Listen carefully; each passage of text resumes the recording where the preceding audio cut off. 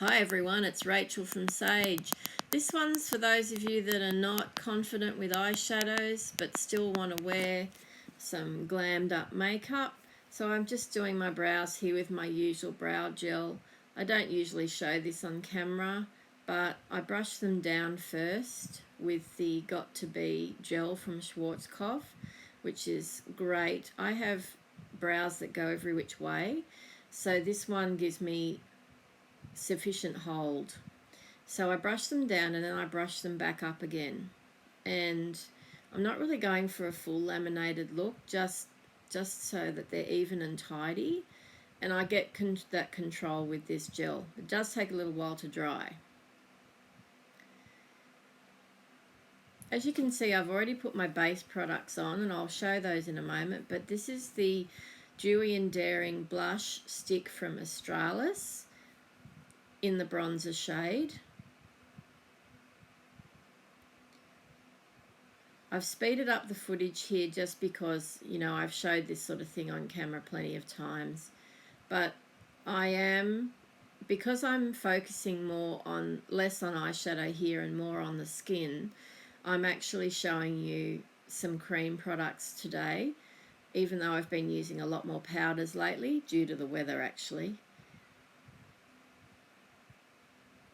This is a nice bronzer. I'm not sure the shade is quite right at the moment for my skin because my skin is a lot lighter this summer than it usually has been. I've been staying out of the sun really, really vigilantly this year. So I haven't got even a natural tan going on at all. Whereas normally I'd have some colour, but not this year.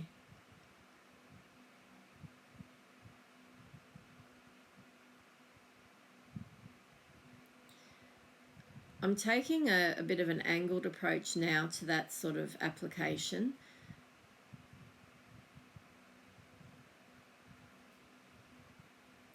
Putting it down onto the clavicle there and the chest area to give a bit of colour.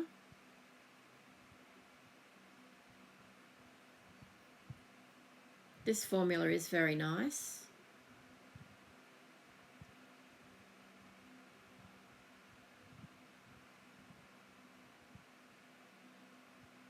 Going in with the blush from the same range. This is the shade Ride or Die from the Dewy and Daring. No, it's not. It's Girl Next Door. Girl Next Door from the Dewy and Daring range from Australis, which is an Australian brand. Beautiful shade, very natural looking. If you just like to do complexion and not worry about eye makeup, then these are the sorts of products that you can use to give your skin a bit of a lift, a bit of glow, a bit of a hint of colour without being crazy about it. And you can see it's got a nice sheen. One of my favourite setting powders is the Kosas Cloud Set in Feathery. You can see I'm using it here as an eyeshadow essentially. So what I've done is I've already put an eye primer, lid primer on, and I'll show you what that was very soon. But this is just creating an oil-free canvas for what I'm about to do. Then I've got my puff from Emco Beauty and I'm applying it in tapping motions in the under eye area and through the T-zone as usual. This powder is nice and light in texture and it does set the makeup in a natural way. It doesn't look heavy on the skin. Now, if you've got texture and lines, fine lines, you need to open your mouth and apply your powder in those areas. Now, I'm getting quite sweaty here, so here's my tip for the sweaty mo. Rather than just plonking powder straight over the top, which will start to ball up, get your foundation or concealer brush. No, don't put anything extra on it and just tap the area, and that will disperse the excess product and will allow you then to go back in with your powder, and hopefully it will look even rather than putting powder straight over the sweat, which will end up in balls, I guarantee it. Now, I thought I'd better show you my complexion products. I've just opened a new L'Oreal Infallible Freshwear liquid foundation in shade 140. It's beautiful. The shade, I've normally worn 220, so I'm intrigued as to the shade range there. I don't know whether they've changed it or what, but the 140 is perfect, and for this time of year here in Australia, it gives good coverage but is light. So there I've used my High Glam concealer in P2, which is the peach shade from Natasha Denona, and this is the eyelid primer. It's the Danessa Myricks Colour Fix, and it is a clear eyelid primer, and it has a slightly slippy base, which is why I felt I needed to set it down with some powder. Going back in with one of my favourite face palettes here, the Mellow Starstruck palette, using the bronzer, which is very pigmented. I love the undertone of this bronzer. I love the undertones in this palette, actually. It's very, very nice. And if you don't want to wear eyeshadow but still want some colour highlights, then this is the sort of product you might like to look at. Mellow are currently having a big sale, so if you're interested in an Australian luxury brand, have a look at Mellow. Their products are really good. No, I'm not sponsored by them or anything like that. I just like their stuff. So using the the powder blush here, going right in under the eye, as you can see, that creates a brightening effect. It helps disguise those mallow bags, I think they're called, a little bit more. Isn't that beautiful finish? I love it. The Makeup Forever Aqua Resist pencil. This is a mini in black, and it really is quite water resistant.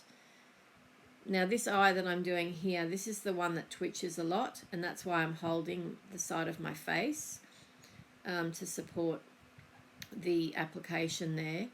And it tends to water as well, and I find with this eyeliner, even if my eye does get watery, it doesn't tend to run all over the place.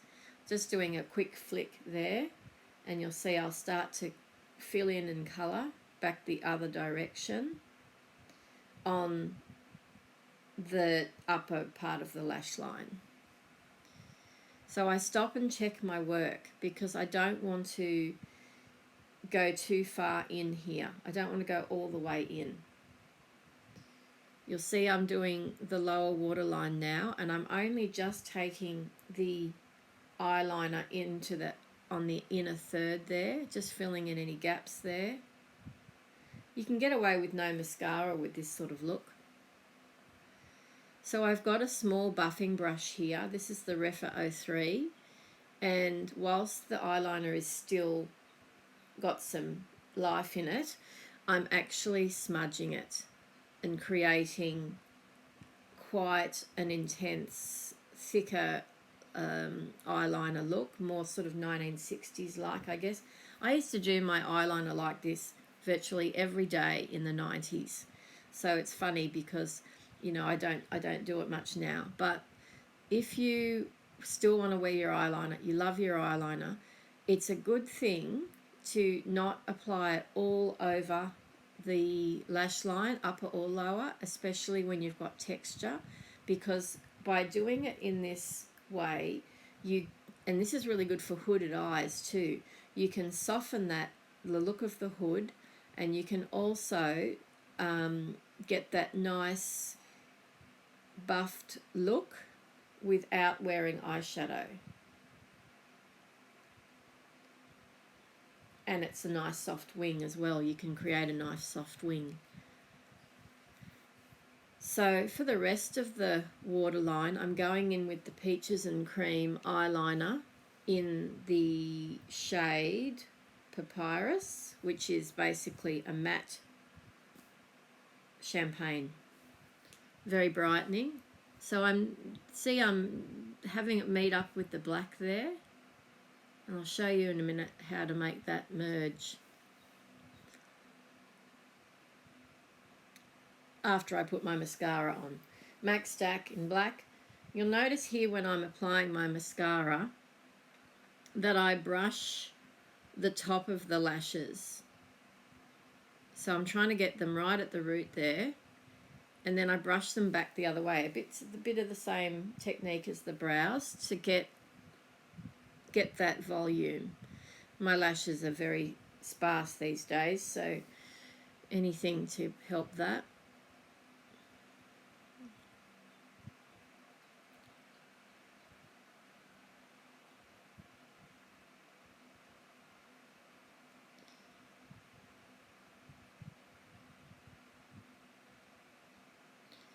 I've got a very thin end smudgy brush, clean, and I am merging the black and the champagne just to create that shadow between the two.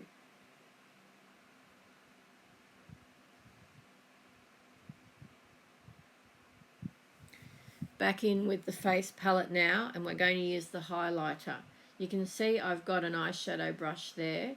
It's a sort of a domed one, and I'm going up under the line of the brow. You can see there's an instant brightening effect, and I think it lifts the area quite nicely. Going down the bridge of the nose and on the tip with that smaller brush as well.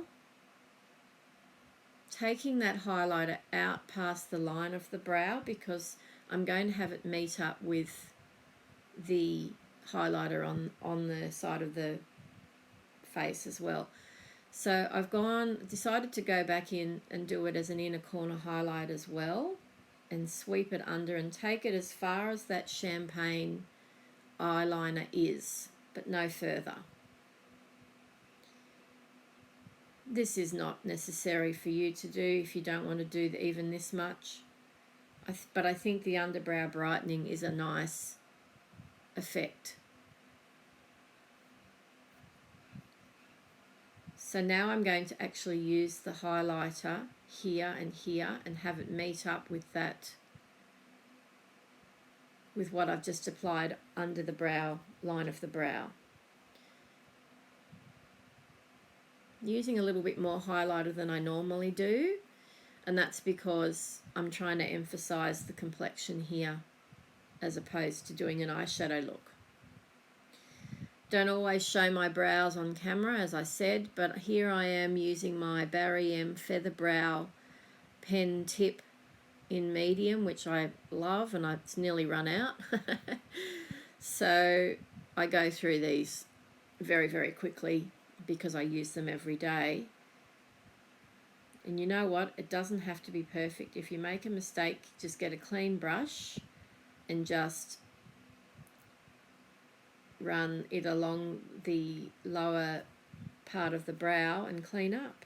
It's very easy. I like this particular product, because it's a good colour for a start, and I don't have a natural brow tail, so I can create one. You can see I'm focusing my colour application on the middle third, particularly the middle, where the arch is of the brow, and that's a good idea, because that's where you want the shape creation to occur. Some finishing powder, setting powder, which is the Lasting Fix from Maybelline. This is a wonderful translucent powder, especially for those who live in a warm climate. It's light, it doesn't look cakey, but it does a great job at blurring and setting. The Huda Beauty Pinkish Brown, Huda Beauty Lip Contour in Pinkish Brown. Absolutely love this. Now I've started applying my lip liner from the top first, because I was finding that my lower lip line was getting a bit crazy, and I'm having a lot of trouble with asymmetry as usual. So this way I'm doing the upper lip first, and I'm finding I have a bit more control over the overall look by doing it that way.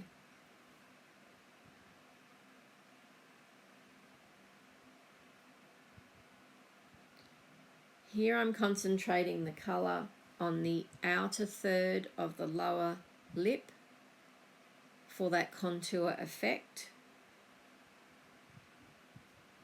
You can see that already.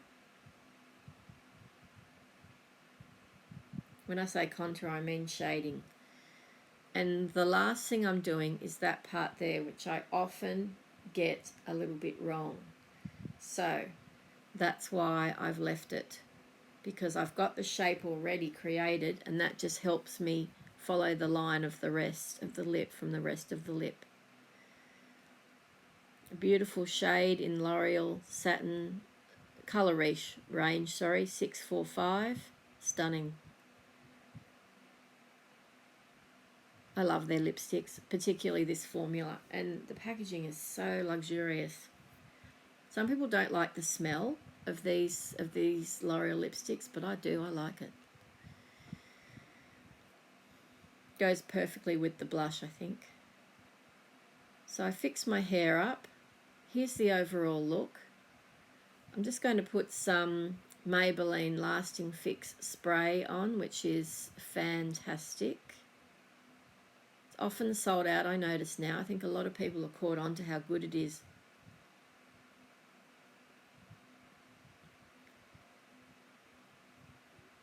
Okay, here's the final look. No eyeshadow, but lots of great complexion products. Thank you so much for watching. As always, please like, subscribe, and comment.